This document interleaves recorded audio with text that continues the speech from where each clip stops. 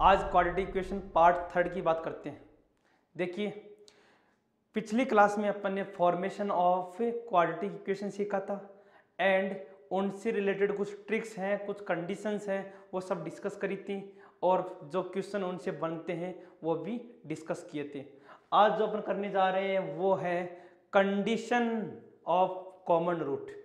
मतलब आपको दो क्वाड्रेटिक इक्वेशन गिवन है, अब उन दोनों में कॉमन रूट गिवन होते हैं। कई बार दोनों में एक रूट कॉमन होता है, कई बार दोनों में दो रूट कॉमन होते हैं। उनकी क्या कंडीशन होती है और कैसे कॉमन रूट फाइंड करते हैं वो डिस्कस करेंगे। तो देखिए, सबसे पहले condition of common root.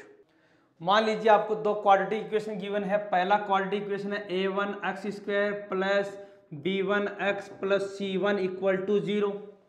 Second quadratic equation है a2x² plus b2x plus c2 equal to 0। इन दोनों इक्वेशन में मान लेते हैं alpha is the common root. Alpha is common root.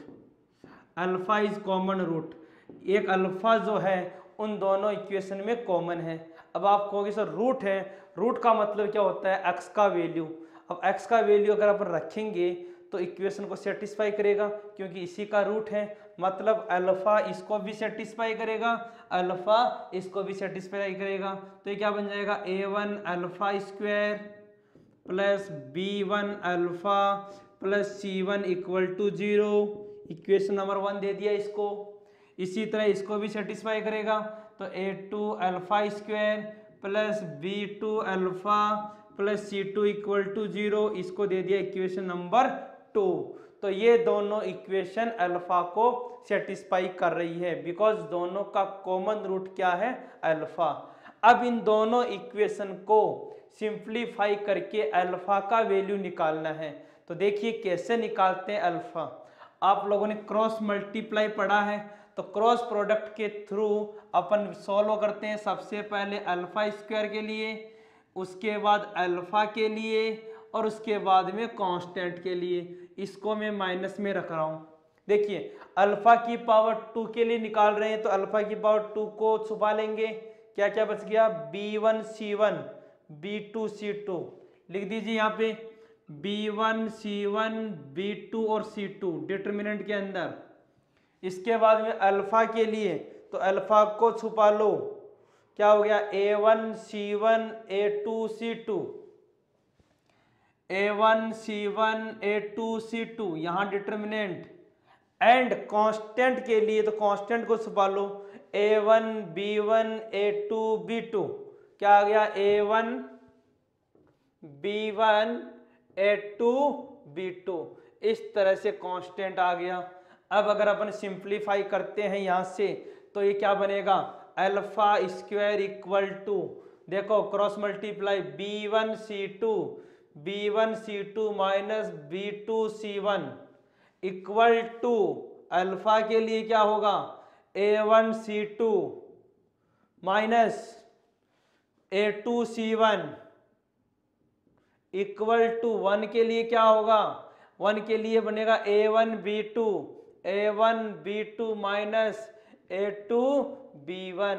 इस तरह से अपन मल्टीप्लाई करके वैल्यू निकालेंगे। अब देखिए ध्यान से, अल्फा को इसके इक्वल कर देंगे, अल्फा स्क्वायर को इसके इक्वल कर देंगे तो यहाँ से क्या क्या वैल्यू मिलेगी वो देखिए। सबसे पहले लास्ट दोनों को इक्वल करता हूँ। लास्ट में जो इक्वेशन दे रखी है दोनों को इक्वल करता हूँ इन दोनों को, तो क्या क्या वैल्यू मिलेगी? देखो इन दोनों से यहां से वैल्यू मिल जाएगा अल्फा इक्वल टू, देखिए क्रॉस मल्टीप्लाई से क्या मिल गया? a1 c2 minus a2 c1। Sorry, यहाँ पे नेगेटिव का साइन है, तो नेगेटिव का साइन है तो इसको क्या कर देंगे? उल्टा कर देंगे। तो पहले आ जाएगा a2 c1 minus a1 c2 divide by a1 b2 minus a2 b1। ये किसका वैल्यू आ गया? अल्फा का वैल्यू आ गया। अल्फा का वैल्यू आ गया। इसी तरह से अल्फा स्क्वायर का वैल्यू निकाल सकते हैं। अल्फा स्क्वायर का वैल्यू क्या आएगा? देखो ध्यान से, अल्फा स्क्वायर इन दोनों को फर्स्ट एंड थर्ड को मल्टीप्लाई करते हैं तो बनेगा b1 c2 B1 C2 minus B2 C1 upon A1 B2 minus A2 B1। अब ये है अल्फा, ये है अल्फा स्क्वायर, दोनों को सोल्व कर लेंगे, कंडीशन आ जाएगी A1 और B1 में। अब देखिए क्या कंडीशन आती है, मैं फाइनली लिख रहा हूं, देखो इस तरह से अपन अल्फा और अल्फा स्क्वायर सोल्व करके ये फाइनल कंडीशन निकालते हैं, यहां से वैल्यू आता है। तो ये कंडीशन आपको फॉलो करनी है। सिंपल सी बात है, यहाँ पे देखने में आपको लग रहा है बहुत कॉम्प्लिकेटेड है, बट कॉम्प्लिकेटेड बिल्कुल नहीं है। क्या करेंगे, इक्वेशन दे रखी है कॉमन रूट को सीधा इक्वेशन में सेटिस्फाई कराएंगे और उसके बाद में सिंपली दोनों को सोल्व करना है। बस दोनों इक्वेशन सोल्व करेंगे। सोल्व करने का प्रोसीजर, क्रॉस प्रोडक्ट, सबसे पहले अल्फा की पावर 2 के लिए करेंगे तो इसको छुपा लेंगे, इन दोनों को सोल्व कर देंगे। फिर अल्फा के लिए करेंगे तो इन दोनों को लिख देंगे, फिर कांस्टेंट के लिए लिखेंगे। ध्यान रखना इस बीच वाले को नेगेटिव लेते हैं, कई बुक्स में नेगेटिव नहीं लेते हैं तो वह इन दोनों को इंटरचेंज कर देते हैं, उससे कोई फर्क नहीं पड़ता। आपको जो प्रोसीजर दिमाग में रखना है वो रख लीजिए, अगर माइनस में रखना है तो माइनस में रख लीजिए या फिर इन दोनों को इंटरचेंज करके लिख दीजिए। अब एक छोटा सा क्वेश्चन करते हैं कॉमन रूट का। देखिए यहां पे क्वेश्चन है if x square plus x minus 1 equal to 0 2x square minus x plus k equal to 0 have a common root if. यहाँ पे कंडीशन दे रखी है, 4 केस दे रखे हैं, इन चारों में से कौन सा सही होगा ये आपको बताना है। तो देखिए सबसे पहले मान लेते हैं अल्फा इन दोनों का कॉमन रूट है, let alpha is common, alpha is common. तो इक्वेशन क्या बनेगा, यहां से इक्वेशन बनेगा alpha square plus alpha minus 1 equal to 0 and second बनेगा 2 alpha square minus alpha plus का k इक्वल टू 0। अब इन दोनों इक्वेशन को सिंप्लीफाई करके अल्फा स्क्वायर अल्फा का वैल्यू निकालना है। देखिए डायरेक्टली लिख रहा हूं, अल्फा स्क्वायर के लिए क्या लिखेंगे, अल्फा स्क्वायर के लिए 1, यहां से k को मल्टीप्लाई किया k और इसको मल्टीप्लाई करेंगे यहां से तो क्या आएगा -1। अल्फा स्क्वायर का वैल्यू आ गया k माइनस 1, इनको मल्टीप्लाई किया equal to minus of alpha, alpha के लिए देखो यहां से k और इसको मल्टीप्लाई किया प्लस का 2, ये आ गया वैल्यू अल्फा स्क्वायर के लिए इक्वल टू कांस्टेंट के लिए देखिए 1 के लिए ये छुपा दिया तो इनको छुपाते क्या आ गया यहाँ से -1 और इधर से कितना आ गया -2। इस तरह से -1 -2 ये वैल्यू आपके पास में आ गई। अब देखिए सोल्व करते हैं आगे। अब यहां से सोल्व करते हैं तो अल्फा स्क्वायर का वैल्यू आएगा आपके पास अल्फा स्क्वायर, इसको मल्टीप्लाई कर देंगे इधर तो k माइनस 1/3 माइनस का, इसी तरह अल्फा का वैल्यू आएगा यहाँ से k प्लस 2 अपॉन ये माइनस और माइनस कट जाएगा प्लस का 3।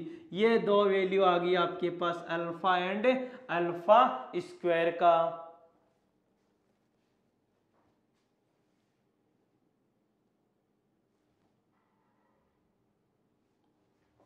अब देखिए इस अल्फा को उठा के यहां रख देंगे तो इस अल्फा को उठा के यहां रखेंगे तो क्या बन जाएगा k प्लस 2/3 का होल स्क्वायर इक्वल टू यहाँ पे है k माइनस 1 अपॉन माइनस का 3। अब इसको आप यहाँ से सिंप्लीफाई कर लेंगे और सिंप्लीफाई करने के बाद जो आंसर आता है वही आपका फाइनल आंसर होगा। तो यहाँ से इसको सिंप्लीफाई करते हैं, क्या आएगा k स्क्वायर प्लस का 4 प्लस का 4k अपॉन 9 इक्वल टू इधर है आपका k माइनस 1 और माइनस का 3। देखिए कुछ कैंसिल हो रहा है, यहाँ 3 से 9 डायरेक्ट कैंसिल हो गया, क्रॉस मल्टीप्लाई करेंगे तो ये बन जाएगा k स्क्वायर प्लस का 4 प्लस का 4k इक्वल टू यहाँ देखिए 3 है तो ये माइनस का 3 ऑफ k और ये प्लस का 1 हो जाएगा तो हो जाएगा प्लस का 3। फाइनली आंसर देखिए, आंसर आ रहा है k स्क्वायर, ये हो गया प्लस का 7k और ये हो गया प्लस का 1 इक्वल टू 0। के स्क्वायर प्लस का 7k प्लस 1 इक्वल टू 0। तो ऑप्शन नंबर 2 आपका सही होगा। इस तरह से आपको क्वेश्चन सॉल्व करके आपको वैल्यू निकालना होगा। तो ये था कंडीशन। बट आपके कंपटीशन एग्जाम में इतना बड़ा लेंथी क्वेश्चन नहीं आता, वहां पे सिंपली आपको कंडीशन पूछते हैं और कंडीशन आपको पता होनी चाहिए। तो ये थी condition for the one common root in two equation. Now two common root, दो इक्वेशन में दोनों के दोनों रूट क्या हो, कॉमन, तो वो क्या कंडीशन है देखिए। यस, कंडीशन है टू कॉमन रूट, मतलब दो इक्वेशन दोनों के दोनों रूट क्या है, कॉमन। तो बहुत इजी सा कंडीशन है जो आपको याद रखना direct, a1/a2 equal to b1/b2 equal to c1/c2। तो ये आपको डायरेक्ट कंडीशन याद रखनी है जब दोनों रूट क्या हो, कॉमन रूट दे रखे हो। तो ये था आपका कॉमन रूट का कॉन्सेप्ट। ओके, इसके बाद में अपन चलते हैं आगे ग्राफ्स के ऊपर एंड मैक्सिमा और मिनिमा वैल्यू के ऊपर। तो देखिए नेक्स्ट। यस सर, अभी जो अपन शुरू करने जा रहे हैं वो है क्वाड्रेटिक एक्सप्रेशन। क्वाड्रेटिक एक्सप्रेशन देखो किस टाइप से है। मान लीजिए कोई क्वाड्रेटिक एक्सप्रेशन गिवन है y equal to a x square plus का b x plus c, x square b x plus c. यहाँ a should not be 0 and a b c are real. ठीक है, अब देखिए इसमें क्या क्या क्वेश्चन पूछे जाते हैं। इसमें एक क्वेश्चन तो ये बनता है इस वाले एक्सप्रेशन का मैक्सिमम वैल्यू क्या होगा, इस एक्सप्रेशन का मिनिमम वैल्यू क्या होगा, इसका ग्राफ किस टाइप का बनेगा, ये सारी बातें यहाँ पे डिस्कस करेंगे। तो देखिए सबसे पहले मैं आपको बता दूं, मैं यहाँ दो चीजों को फोकस करूंगा। एक चीज तो मेरा a और दूसरा चीज d। d क्या होता है, d होता है b स्क्वायर माइनस 4ac। तो यहाँ पे सारा का सारा फंक्शन का जो ग्राफ का जो सिस्टम है वो किस पे टिका हुआ है, a और d के ऊपर टिका हुआ है। तो मैं यहाँ पे देखिए क्या क्या कंडीशन ले रहा हूँ और किस तरह से ग्राफ बनेगा वो देखो। सबसे पहले मैं बात कर रहा हूँ a का वैल्यू अगर पॉजिटिव है, a ग्रेटर देन 0 है, तो जो ग्राफ बनेगा वो ग्राफ हमेशा अपवर्ड बनेगा, ऊपर की तरफ बनेगा। पैराबोला जो बनेगा इसका कैसे बनेगा, अपवर्ड डायरेक्शन, ऊपर की तरफ बनेगा। और सेकंड बात कर रहा हूं मैं a, अगर a का वैल्यू लेस देन 0 है तो जो ग्राफ बनेगा वो ग्राफ बनेगा डाउनवर्ड, इस तरह का पैराबोला बनेगा। ये जो ग्राफ बन रहा है a ग्रेटर देन 0 तो ये बनेगा अपवर्ड बनेगा, और ये बनेगा डाउनवर्ड बनेगा हमेशा। ये पहली बात तो ये हो गई कि जब a ग्रेटर देन 0 ऊपर की तरफ बनेगा और a लेस देन 0 तो डाउनवर्ड बनेगा। इस तरह का ये ग्राफ बनेगा, देखिए ध्यान से, इस तरह का ये ग्राफ बनेगा। सबसे पहले मैं बात करूं कि ओनली इतना ही एक्सप्रेशन है, कितना, y equal to x square. तो आप कहेंगे सर ये ग्राफ इस तरह से बनेगा, ओरिजिन पे इसका वर्टेक्स होगा, क्या होगा यहाँ पे, वर्टेक्स, मतलब ओरिजिन 0 0 पे इसका वर्टेक्स बनेगा y equal to x square का। अब अगर मान लीजिए यहाँ एक्स स्क्वायर प्लस 1 है, 2 है, 3 है, 4 है, तो ये ग्राफ ऊपर नीचे शिफ्ट हो सकता है, लेकिन ग्राफ का जो शेप है वो क्या रहेगा, ऊपर की तरफ रहेगा। कब, जब एक का वैल्यू ग्रेटर देन 0 दिया हुआ है।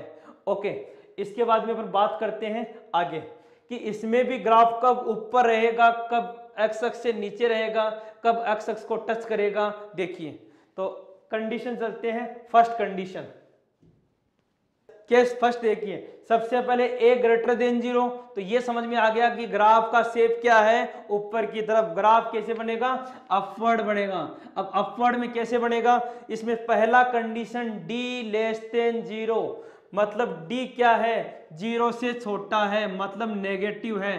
तो जब भी ग्राफ में d लेस देन 0 है, जब भी ग्राफ में d लेस देन 0 है, इसका मतलब इसके जो रूट्स हैं वो क्या होंगे, इमेजिनरी। तो आप याद रखेंगे कि इसका जो ग्राफ है वो ग्राफ ऊपर की तरफ बनेगा, मतलब एक्स अक्ष को टच नहीं करेगा, एक्स अक्ष से ऊपर की तरफ बनेगा। इसी तरह से अगर मान लो d का वैल्यू 0 है, अब आपको d का वैल्यू 0 होता है तब क्या होता है, तब रूट आता है 1, सॉरी रूट आते हैं दोनों और दोनों एक ही पॉइंट पे आते हैं, सेम पॉइंट पे आते हैं, उस केस में ग्राफ जो है वो एक्स एक्स को टच करेगा, इस पर्टिकुलर एक पॉइंट पे टच करेगा। और थर्ड कंडीशन ये है कि जब d का वैल्यू 0 से ग्रेटर है, जब d का वैल्यू 0 से बड़ा है, इसका मतलब अब ये जो ग्राफ है वो एक्स एक्स को दो जगह पे कट करेगा। यहाँ पे दो अलग अलग रूट्स आएंगे, मान लेते हैं एक रूट आ रहा है अल्फा तो दूसरा रूट क्या आएगा बीटा। इस तरह से आप अलग अलग शेप बना सकते हैं। अब ध्यान से देखिए अलग अलग शेप में क्या क्या कंडीशन है। पहले वाली कंडीशन देखो, a 0 से बड़ा तो ग्राफ ऊपर बना, d नेगेटिव तो x अक्ष से ऊपर बना, मतलब ये जो वैल्यू आ रहा है y, जो आपका y का वैल्यू आ रहा है y, या इसको अपन अगर आप fx बोलते हैं तो fx का वैल्यू हमेशा क्या रहेगा, पॉजिटिव। कब, जब d का वैल्यू नेगेटिव है तो ये वैल्यू हमेशा क्या रहेगा, पॉजिटिव रहेगा, ऊपर रहेगा इसका वैल्यू। और यहाँ पे आप देख रहे हैं d का वैल्यू 0 के इक्वल है, इसका मतलब यहाँ से जो y मिलेगा, जो fx मिलेगा वो क्या मिलेगा, या तो 0 मिलेगा या 0 से ज्यादा, या तो 0 मिलेगा या 0 से ज्यादा। इक्वल क्यों लिखा है यहाँ पे, क्योंकि यहाँ पे x एक्सिस को टच कर रहा है, यहाँ पे ग्राफ x एक्सिस को टच कर रहा है। और यहाँ पे देखिए यहाँ पे अलग अलग केस हैं। क्या केस हैं अलग अलग, कि सर पहले जब अपन बात कर रहे हैं यहाँ पे तो ये ग्राफ पहले तो ऊपर है, फिर यहाँ पे एक्स अक्ष से नीचे है और फिर वापस से ऊपर है। तो आप क्या बोलेंगे कि सर जब x का वैल्यू माइनस इन्फिनिटी से अल्फा हो, माइनस इन्फिनिटी से अल्फा और बीटा से इन्फिनिटी हो, बीटा से इन्फिनिटी हो, क्या बताया, माइनस इन्फिनिटी से अल्फा और बीटा से इन्फिनिटी हो तो fx का वैल्यू क्या होगा, ऊपर की तरफ होगा, fx का वैल्यू ऊपर होगा। एंड इस वाले इंटरवल में अल्फा और बीटा के बीच में क्या है, फंक्शन नीचे है। तो आप बोलेंगे जब x का वैल्यू बिलोंग करेगा अल्फा बीटा के बीच में तो fx क्या हो जाएगा आपका, 0 से छोटा, मतलब नेगेटिव होगा। तो आप यहां से क्या कंडीशन बता सकते हैं कि इस पूरे एक्सप्रेशन का आंसर प्लस कब होगा या माइनस कब होगा। तो इसके लिए कंडीशन याद रखेंगे। पहली condition a greater than 0, graph ऊपर बनेगा। दूसरा कंडीशन क्या है कि अगर d का वैल्यू नेगेटिव हमेशा पॉजिटिव ऊपर ही रहेगा, d का वैल्यू इक्वल टू 0 एक बार टच करेगा, इसका मतलब 0 या 0 से बड़ा, और d का वैल्यू 0 से बड़ा, इसका मतलब कभी नेगेटिव होगा कभी पॉजिटिव होगा, 0 होगा, हर तरह की वैल्यू यहाँ एक्सप्रेशन से आपको मिल सकती है। तो ये मेरा हो गया केस फर्स्ट, जब आप a का वैल्यू 0 से बड़ा ले रहे हैं। सेकंड केस देखिए, ये सर केस नंबर 2, यहाँ पे केस नंबर 2 की बात करें, जब a का वैल्यू नेगेटिव, मतलब ये वाला एक्सप्रेशन नेगेटिव दे रखा है, तो यहां से भी 3 ग्राफ बनेंगे। क्या क्या ग्राफ बनेंगे, सबसे पहले d का वैल्यू भी नेगेटिव, d का वैल्यू 0 एंड d का वैल्यू पॉजिटिव। तो पहली बात तो a का वैल्यू नेगेटिव देखिए आपके दिमाग में आ गया, ग्राफ डाउनवर्ड बनेगा, नीचे की तरफ पैराबोला बनेगा डाउनवर्ड। अब देखो यहाँ पे ये जो ग्राफ बन रहा है d लेस देन 0, ये आपका x एक्सिस है, y एक्सिस है, ओरिजिन। देखो यहाँ पे जो ग्राफ, आप इस y एक्सिस को नहीं लिखे तो भी कोई दिक्कत वाली बात नहीं, क्योंकि यहाँ से आप कंफ्यूज हो जाओगे कि ग्राफ किधर बन रहा है। तो आप ऐसा कीजिए डायरेक्टली, d का वैल्यू नेगेटिव, तो आप कहीं से d नेगेटिव है मतलब रूट्स नहीं है, यहाँ रूट नहीं होंगे, और रूट नहीं है तो ग्राफ ऊपर रहेगा। d 0 है तो d 0 के केस में ग्राफ क्या करेगा, डाउनवर्ड, क्या बनेगा यहाँ पे, डाउनवर्ड बनेगा।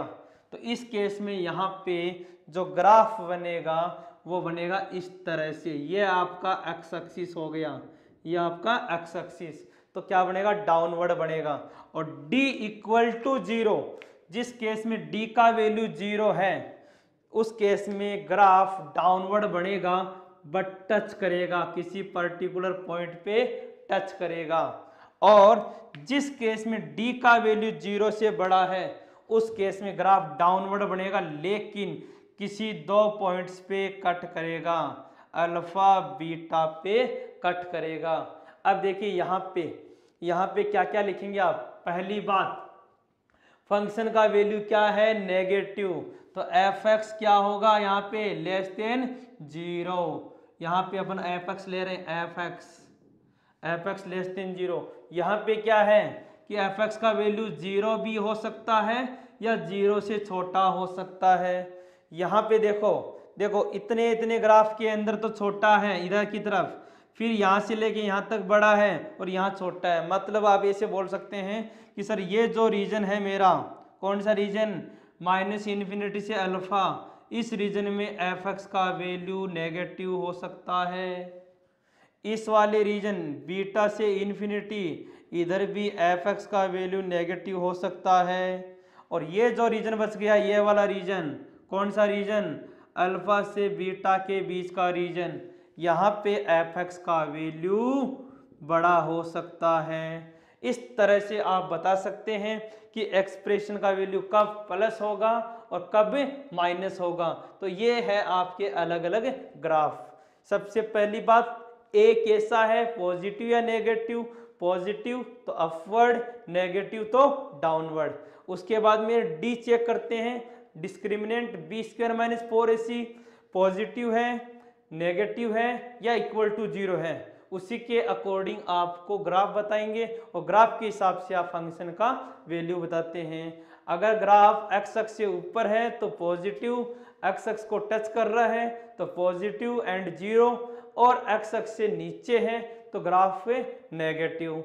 इस तरह से अपन वैल्यूज बता सकते हैं। इसके बाद में अपन चलते हैं मैक्सिमा और मिनिमा पे।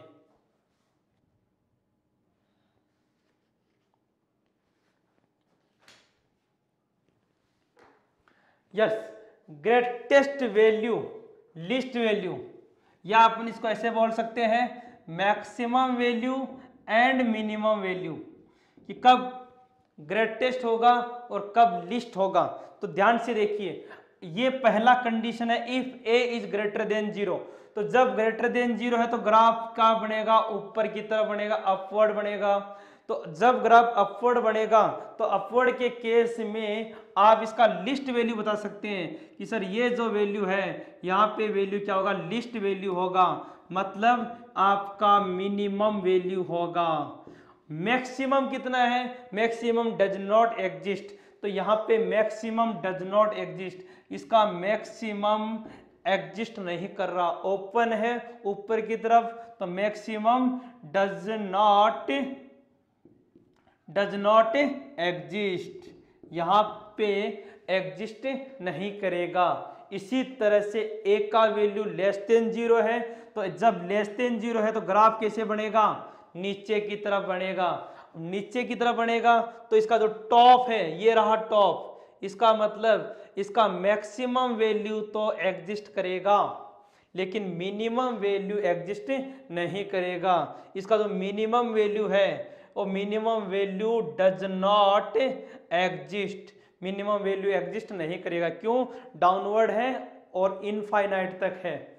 ओके, अब बात होती है मैक्सिमम वैल्यू कितना होगा, तो मैं कहूंगा इस पॉइंट पे मैक्सिमम होगा। बोलेंगे ये पॉइंट कौन सा है, तो बता दें ये जो पॉइंट है वो है x इक्वल टू -b/2a।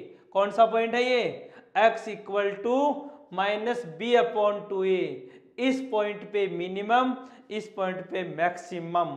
तो मैक्सिमम वैल्यू या मिनिमम वैल्यू क्या होगी, तो देखिए ये जो वैल्यू देख रखी है यहाँ पे 4ac - b²/4a, 4ac - b²/4a।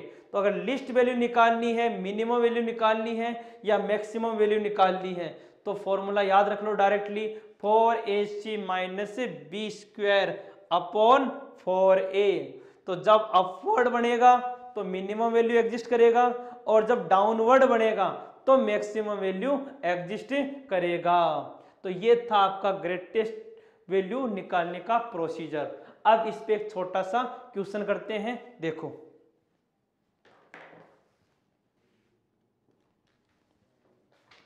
देखिए क्वेश्चन है यहाँ पे, the range of x plus x square upon plus 4 all values of r।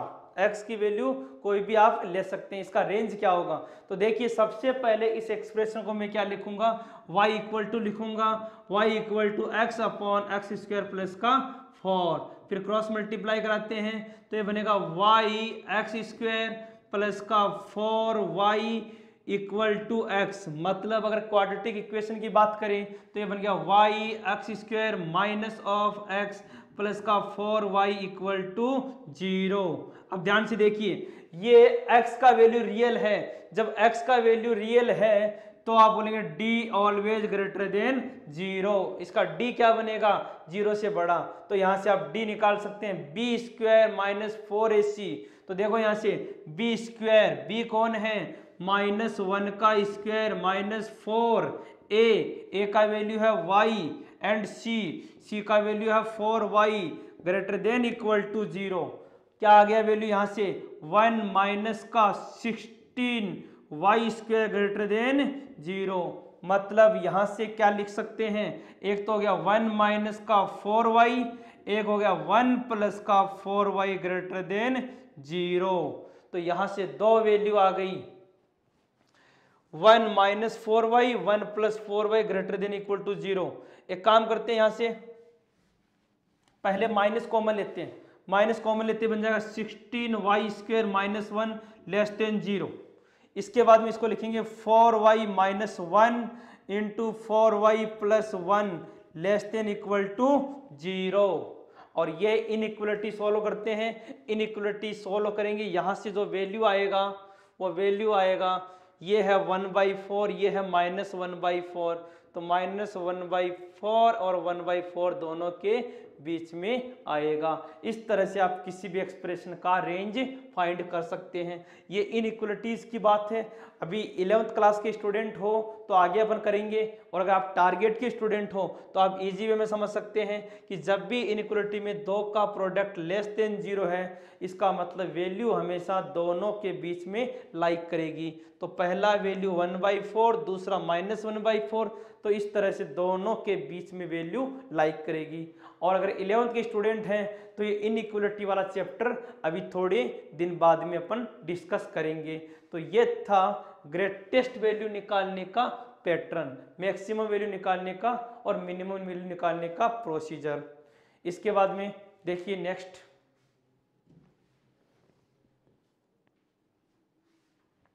Yes sir, cubic expression. यहाँ पे एक क्यूबिक एक्सप्रेशन दिया हुआ है, ax³ plus bx² plus cx plus d equal to 0।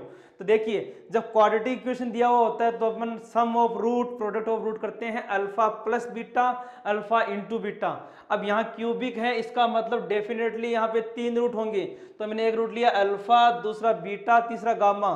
तो सबसे पहले सम ऑफ रूट, इनका सम क्या होता है, देखिए सम के लिए जैसे उसमें लेते हैं क्वाड्रेटिक में, वैसे यहाँ पे x की पावर 2 का कोफिशिएंट अपॉन x की पावर 1 का कोफिशिएंट, मतलब b अपॉन a। सबसे पहले आएगा माइनस b अपॉन a, उसके बाद में दो मल्टीप्लाई में होंगे, alpha beta, beta gamma, gamma alpha. पहले 3 थे तो एक का समीशन किया, फिर 3 में 2 का समीशन करेंगे। तो यहां से अगला स्टेप आएगा c अपॉन a। पहला कौन सा था, b अपॉन a, अब आएगा c अपॉन a। तो नेक्स्ट एक्सप्रेशन बनेगा आपका यहाँ पे c अपॉन a। अब तीनों को साथ में लेंगे तो तीनों का एक ही पेयर बनेगा, अल्फा बीटा गामा। और इस केस में आप लेंगे d अपॉन a। क्या लेंगे, d अपॉन a। लेकिन d अपॉन a किस में आएगा, नेगेटिव में। पहला negative positive negative, negative positive negative, तो ये अल्टरनेट चलते रहते हैं। पहला एक्सप्रेशन b अपॉन a, दूसरा c अपॉन a, और थर्ड आपका d अपॉन a। पहले हमने एक रूट का समीशन किया, फिर दो दो रूट का किया और फिर तीनों रूट का समीशन किया। इसी तरह आप क्यूबिक इक्वेशन को भी देख सकते, सॉरी बाइक्वाड्रेटिक मतलब जिसमें 4 पावर दे रखी है, तो यहाँ पे 4 पावर वाला एक्सप्रेशन लिया है मैंने, ax की power 4 bx cube cx square dx plus E equal to 0। तो सबसे पहले यहाँ पे एक एक रूट लेते हैं, अल्फा बीटा गामा और डेल्टा, तो इनका समीशन है alpha plus beta plus gamma plus delta. तो पहले क्या आएगा, इन दोनों का b अपॉन ए, मतलब माइनस का b अपॉन ए, माइनस b अपॉन ए आएगा। उसके बाद में दो दो लेंगे, 4 में से 2 लेंगे, तो सबसे पहले alpha beta, alpha del, alpha gamma, alpha del, beta gamma, beta del, gamma और डेल, 4 में से 2 एक्सप्रेशन में ले रहे हैं। तो अगला पेयर क्या बनेगा, c अपॉन ए, क्या बनेगा, c अपॉन ए, पॉजिटिव बनेगा। अब अपन 4 में से 3 ले रहे हैं, 3 कौन कौन से, alpha beta gamma, alpha beta del, उसके बाद अल्फा गामा डेल और बीटा गामा डेल, यही पेयर बन सकते हैं। अब बना के देख लीजिए, 4 में से 3 3 के पेयर। अब आएगा 3 के लिए अगले वाला d अपॉन ए, और ये जो एक्सप्रेशन आएगा वो आएगा नेगेटिव में, माइनस प्लस माइनस। अब है 4, चारों में से एक, चारों लेते हैं अल्फा बीटा गामा और डेल, तो यहां से क्या मिल जाएगा, लास्ट एक्सप्रेशन e अपॉन ए, और e अपॉन ए क्या मिलेगा आपको, पॉजिटिव। तो इस तरह से आप पॉजिटिव नेगेटिव पॉजिटिव अल्टरनेट लेते हैं। ठीक है बेटा, आज के लिए इतना ही। आगे कल की क्लास में अपन डिस्कस करेंगे आगे के क्वेश्चन जो एनडीए में पूछे गए हैं। Thank you.